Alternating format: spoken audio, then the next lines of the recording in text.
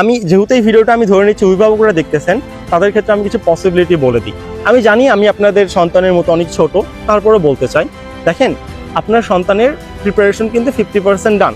এখন আপনি যদি তাকে একটু সাপোর্ট দেন, আমি শুধু ফিনান্সিয়াল সাপোর্টের কথা বলতেছি না, তাকে আপনি মনোবল যোগান, তাদের পাশে থাকেন যে ওকে ফাইন, কি হয়েছে, তুমি ফার্স্ট টাইমে পাওনি, সেকেন্ড টাইমে হয়ে যাবে, সমস্যাটা কোথায়? সমস্যা তো নাই, তাই না? আমি চাই আপনারা আপনাদের সন্তানকে এই সাপোর্টটা অন্ততটুকু দেন, তারা যেন ডিপ্রেশনে সব কিছু থেকে মানে কি বলবো একটা ডিজাস্টারাস অবস্থা না হয়ে যায়, তাদেরকে হেও না করা হয় নিজের ফ্যামিলিতেই যদি তারা হেও হয়, তারা বাইরের ফ্রেন্ড সার্কেলের সামনে কি হবে?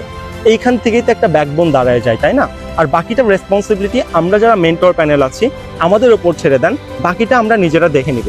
আপনি যখন ফ্যামিলি থেকে ব্যাকবোন থেকে মনোবলটা উঠাই দিবেন, তখন আমরা তাদের প্রিপারেশনটা আরো সুথিংনেসের সাথে গুছিয়ে দিতে পারবো, তাদের প্রিপারেশনটা আমরা আরো সুন্দর করে দিতে পারবো। সো এতটুকুই আসলে আপনাদেরকে নিয়ে আমার বলার ছিল যে আপনি যা করতেছেন আপনার সন্তানকে সাপোর্ট করেন।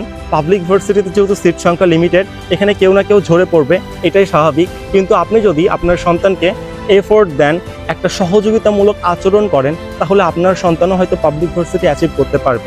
আমরা জানি পাবলিক ভার্সিটি সব কিছু না, এটা একটা সিঁড়ি, এটা একটা সুন্দর প্ল্যাটফর্ম যেখানে সে একটা সুন্দর এনভায়রনমেন্ট পাবে, সুন্দর সাইকেল পাবে, এবং এইখান থেকে সে নিজের লাইফটাকে আরও সুন্দর করে গুছিয়ে নিতে পারবে।